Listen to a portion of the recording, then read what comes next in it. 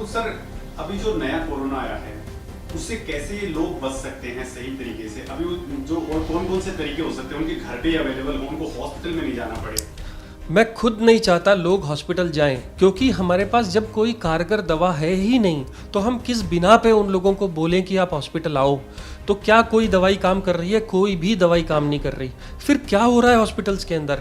Hospitals के अंदर आपके सिम्टम्स का इलाज हो रहा है। आपको बुखार है तो बुखार की दवाई है, आपको शिवरिंग हो रही है तो शिवरिंग की दवाई है, आपको इन्फेक्शन हो गया तो इन्फेक्शन की दवाई है, आपकी छाती भर गई तो आपको छाती को कम करने की दवाई है, छाती जो खड़खड़ करती है वो कम हो जाएगी, आपकी ऑक्सीजन डाउन हो रही है तो आपको ऑक्सीजन देते हैं कई तरह से, छोटा मास्क है, बड़ा मास्क है, वेंटिलेटर है, बाईपैप है। ये सारे इंस्ट्रूमेंट्स कोरोना का इलाज नहीं करते। कोरोना के नाम पे हमने बहुत सारी दवाइयाँ ट्राई करी, जिसमें से एक रेमडेसिविर भी थी। ये रेमडेसिविर हम लोग बहुत लोगों को दी, देखी, परखी, पर उसमें भी पता चला कि इतनी इफेक्टिव नहीं है कि आपने गोली दे दी और इमीडिएटली कोरोना मर गया और वो सब लोग बच गए। ऐसा नहीं है, ये गलती है। हाँ, कुछ हद तक है। अगर आप मुझसे पूछें कि फिर कोरोना से बचने का तरीका क्या है, कोरोना से बचने का है तरीका हैंड वॉश। सोप यूज़ करिए, हाथ साफ रखिए, क्योंकि हाथ जैसे ही आपने इधर लगाया कोरोना दूसरे आदमी में ट्रांसमिट हो गया। और दूसरा, मास्क लगाइए, क्योंकि ये ट्रांसमिट सिर्फ 1 मीटर की डिस्टेंस पे हो सकता है, इसके बाद में किसी को ट्रांसमिट नहीं कर सकता। जो नया कोरोना वायरस आया है उसके अंदर सिर्फ ट्रांसमिटिंग कैपेबिलिटी है।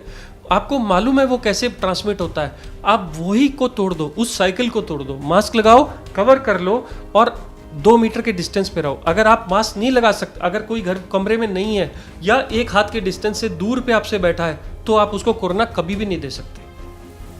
सर डर रहे हैं लोग, सबसे ज्यादा डर का इतना ज्यादा, क्योंकि 2 लाख केसेस जैसे ही आए हैं, पहले 1.5 लाख से अभी कंटिन्यूस 10 डेज के अंदर 1.5 लाख से ज्यादा आ रहे हैं और आज तो वो 2 लाख पहुंच गया, क्रॉस भी कर जाएगा। डर का माहौल इतना ज्यादा हो गया है, लोग डर रहे हैं और वो थोड़ा सा कुछ होता है हॉस्पिटल की तरफ भागते हैं। और इसमें क्या है सर, एक बड़ा सा वो मतलब उसको मैं माफिया वर्ग भी कहता हूँ, जो इसमें सक्रिय हो गया, जो एक पेशेंट पहुंचता है हॉस्पिटल में और वहां पे उनको इतना बुरी तरह से काटा जाता है, उस पर सर कुछ बताइए आप। सर, कोरोना डर की बीमारी है, इसमें कोई दो राह नहीं है। बहुत सारे लोग सिर्फ इसलिए मर गए क्योंकि उनको ये सिर्फ बता दिया गया कि आपको कोरोना पॉजिटिव है। अगर आप सिर्फ पेशेंट्स को कोई भी टेस्ट मत करो और उनको घर में रखो और वो 100% लोगों में से सिर्फ 1% लोग मर रहे हैं। जब गवर्नमेंट ने ये आंकड़े जारी किए कि 1 से 2% ही लोग मरते हैं, तो फिर इतनी सारी डेथ्स क्यों?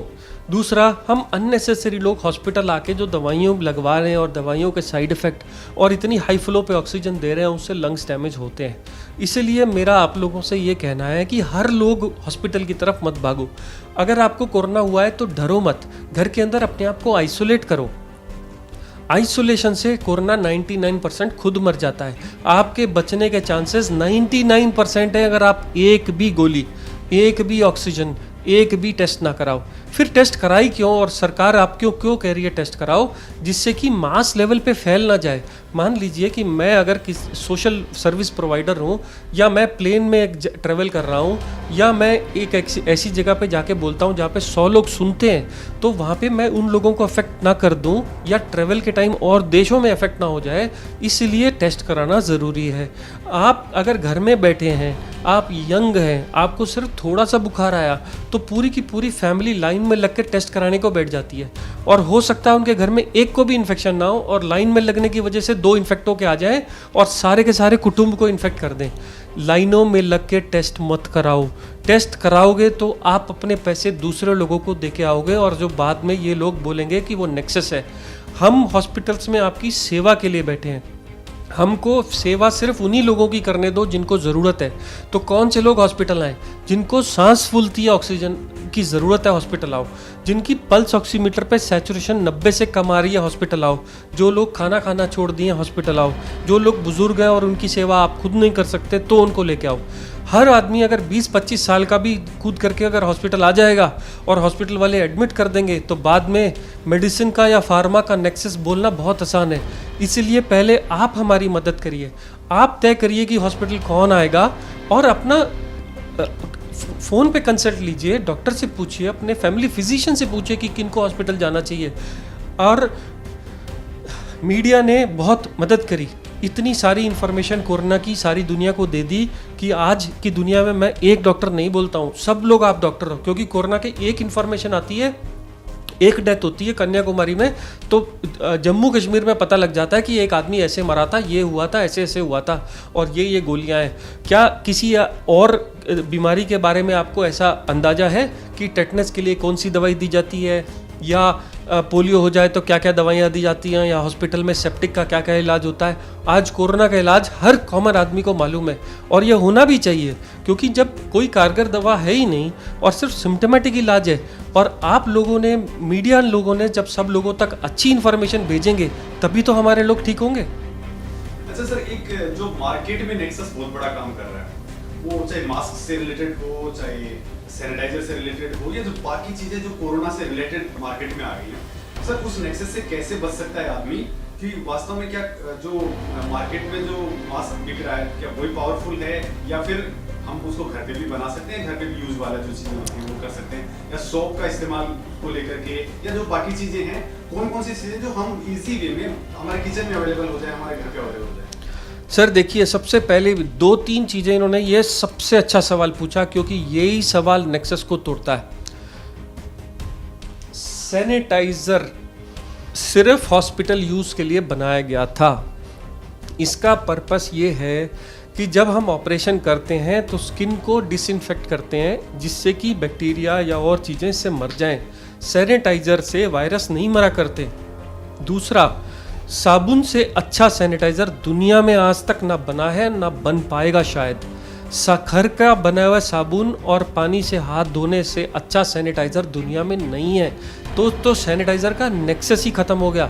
बची दूसरी बात, मास्क कौन सा अच्छा और कौन सा बुरा, और कौन से वाला N95 कौन सा वाला N95 नहीं। आप मोटा मोटा एक चीज़ समझ लीजिए, कॉमन पॉपुलेशन को कोई भी N95 मास्क की ज़रूरत नहीं है। जो लोग 2 मीटर की डिस्टेंस पे रहते हैं उन लोगों को मास्क की ज़रूरत नहीं है। 5 साल से छोटे बच्चों को मास्क नहीं लगाना, क्योंकि उनको पता नहीं होता, उनकी ऑक्सीजन कम हो जाती है। कपड़ा का मास्क भी काम करता है, सिर्फ एक कंडीशन में N95 मास्क लगाना है। अगर आप एक कोरोना पेशेंट की सेवा कर रहे हो, आपके घर में कोरोना पेशेंट है और आपको उस कमरे में जाना ज़रूरी है, और आप उससे 2 मीटर के पास रहते हो, उसको खाना खिलाना चाहते हो, नर्सेज, डॉक्टर्स, हॉस्पिटल्स, उनको N95 मास्क की ज़रूरत है, वहाँ पे यूज़ करो। और दूसरा, इसको नेक्सस मत बनने दो। 700 रुपये 1400 रुपये के नाम पे मास्क बेचे गए, जो आज 30 रुपये के बिक रहे हैं। क्यों नहीं जाके सवाल पूछते कि उनके ऊपर रेगुलेटरी अथॉरिटीज़ क्यों उसको रिस्ट्रिक्ट नहीं करती कि ये N95 मास्क की अपर लिमिट, इसके ऊपर आप नहीं बेच सकते। अच्छा सर, एक हम जो जनरल आदमी है वो टेस्ट करवाने जाता है, और RT-PCR टेस्ट जो इसका होता है, तो सर वो टेस्ट दुनिया का सबसे बड़ा मजाक साबित हो गया है। और अभी जो साइंटिस्ट है वो खुद कह रहे हैं कि बहुत सारे जो मरीज आ रहे हैं वो RT-PCR टेस्ट में नेगेटिव हैं, लेकिन वो एक अलग ही टाइप का कोरोना की वजह से उनमें पता ही नहीं चल रहा, डिटेक्ट नहीं हो रहा। तो सर आपको लगता है कि ये वास्तव में मजाक ज्यादा हो रहा है? ये क्यों हो रहा है ये मजाक? क्या वास्तव में इसमें साइंटिफिक गलती है, या फिर जनरली ये यहाँ भी कोई नेक्सस काम कर रहा है? सर RT-PCR जो एक ज़माने में एग्जिस्ट भी नहीं करता था, 1 साल पहले आया। इन लोगों ने इतना पैसा बनाया टेस्टों के नाम पे, जिसका कोई हद भी नहीं है। किसको टेस्ट कराना है? अगर आपको पेशेंट्स को सेग्रीगेट करना है तो टेस्ट कराना है। जब कोरोना फैला नहीं हुआ था, जब देश में एंट्री करने वाले लोगों को आपने रिस्ट्रिक्ट करना है और आपने तय करना है, इस देश के अंदर बॉर्डर्स को सील कर दिया, और जो भी अंदर आएगा इस एरिया में तो वो टेस्ट कराए बगैर नहीं आएगा। जब RT-PCR का बेनिफिट था, कॉन्टैक्ट ट्रेसिंग में RT-PCR का बेनिफिट था। अब आजकल कोई भी का गला खराब होता है वो चला जाता है टेस्ट कराने को। एक तो ये ओवर यूज़ ऑफ टेस्ट जो कॉमन लोगों के लिए अलाउ कर दिया गया। कुछ टाइम पहले गवर्नमेंट ने कहा था जब तक डॉक्टर लिख करके स्टैंप लगा के नहीं देगा और बताएगा नहीं कि क्यों करा रहा है, जब तक टेस्ट नहीं होगा। आज ओपन कर दिया है और हर लैब के अंदर ये टेस्ट अवेलेबल है। सब लोग इससे पैसा कमा रहे हैं और लोग डर के मारे खर्चा कर रहे हैं। बंद करिए RT-PCR कराना जब तक आपका डॉक्टर खुद नहीं कहता कि इसकी ज़रूरत है और आपको सेग्रीगेट करना है। एक फैमिली में किसी को कुछ नहीं था, चलो जाएंगे टेस्ट कराने, टेस्ट कराया, 12 में से 10 पॉजिटिव निकले और 2 नेगेटिव निकले। सब रो रहे हैं। जो नेगेटिव है वो ये बोल कर रो रहा है कि मैं कैसे बचूं, जो पॉजिटिव बोल रहा है कि मैं क्या करूं। और प्रॉब्लम कहाँ शुरू हुई? जहां आपने टेस्ट कराया। अननेसेसरी टेस्ट कराना बंद कर दो। हाँ, जो कोरोना का जो नया वाला वायरस म्यूटेट हुआ वो कई बार RT-PCR टेस्ट में नहीं आता। 10 में 8 लोग पॉजिटिव आते हैं, 2 गलत रिपोर्ट्स पहले आया करती थी, अब बोल रहे हैं कि 2 की जगह 3 आएंगी। तो अगर आपने टेस्ट कराया और नेगेटिव आया तो 30% चांस है कि वो पॉजिटिव है और टेस्ट ने पकड़ा नहीं। इसलिए टेस्ट की महत्वता समझिए कि टेस्ट कब यूज़ करना है। अगर आपने मजाक बना लिया और सब लोगों को करने लगे, जैसे लोग टाइफाइड का टेस्ट करा के ब्लड के टेस्ट करा लेते हैं, हीमोग्लोबिन टेस्ट करा लेते हैं, ये वैसा टेस्ट नहीं है। ये बहुत सोफिस्टिकेटेड आइडियाज़ के हिसाब से ही टेस्ट कराना चाहिए, क्योंकि इसका सिग्निफिकेंस होना चाहिए, सिर्फ रिपोर्ट नहीं है। रिपोर्ट आपके घर में सेलफोन पे आ जाती है पॉजिटिव है और पैनिक फैला देती है। ये सबसे बड़ा कारण है। आप अनप्रोवोक्ड बगैर डॉक्टर की सलाह के टेस्ट कराना बंद करिए। अच्छा सर, मैं यहाँ से पूछना चाहूँगा कि अलग अलग लोगों पे अलग अलग कोरोना किस इफेक्ट करता है। इस हार्ट का पेशेंट ऑलरेडी है, डायबिटिक है, बीपी का है, या फिर बहुत सारी अलग अलग बीमारियाँ हैं, किडनी का है, तो इन बीमारियों पे ये कैसे असर करता है? फिर सर इसमें वैक्सीन कहेंगे कि उन लोगों के लिए वैक्सीन किस तरीके से असर करता है? देखिए, कोरोना आपके लंग्स के ऊपर अफेक्ट करता है। कब करता है? जब आपको पहली बार बुखार होता है और ये बुखार होता ही जाता है और हाई ग्रेड फीवर चलता रहता है, तो ये वो टाइम है जिस वक्त कोरोना आपके लंग्स को डैमेज करता चला जाता है। लंग्स के अंदर 25 सेगमेंट होते हैं और से फॉर एग्जांपल आपके 20 सेगमेंट खाए गए, आप 5 सेगमेंट से सिर्फ ऑक्सीजन बना रहे हो, ऑक्सीजन सप्लाई गिर जाती है बॉडी में।